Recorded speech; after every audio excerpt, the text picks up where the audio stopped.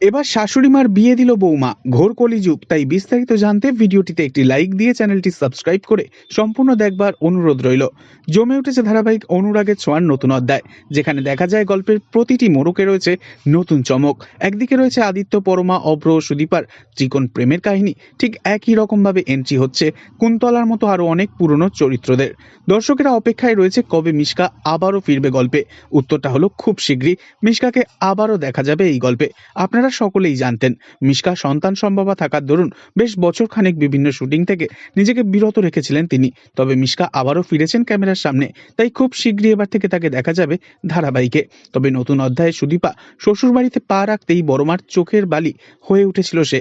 সুদীপা যেহেতু গ্রামের মেয়ে, তাই সুদীপাকে কিছুতেই মেনে নিতে পারে না সে। আর বড়মার প্রত্যেকটা কথায় তাল মিলিয়ে বড়মাকে প্রশ্রয় দিতে থাকে সুদীপার আপন শ্বশুরমশাই।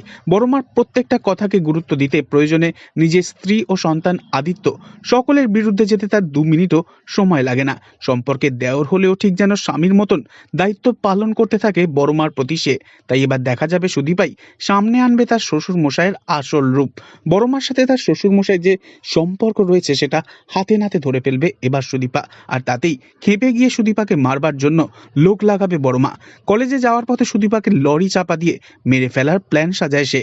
তবে এবার যদি সুদীপা বড়মার সমস্ত চালাকি হাতে নাতে ধরে ফেলে বড়মা আর তার শ্বশুর মশাইয়ের বিয়েটা দিয়ে ওদের উচিত শিক্ষা দেয়, সেটা আপনাদের দেখতে কেমন লাগবে বন্ধুরা? এমনটা হলে কিন্তু অনুরাগের ছোঁয়া চলবে আরও বছর খানেক। তো বন্ধুরা, অনুরাগের ছোঁয়ার পুরনো লাবণ্যকে আপনারা কারা কারা এখনো খুব মিস করেন অবশ্যই কমেন্টে জানাবেন। আর নেক্সট আপডেটের জন্য সাবস্ক্রাইব করে আমাদের সঙ্গেই থাকবেন। ধন্যবাদ।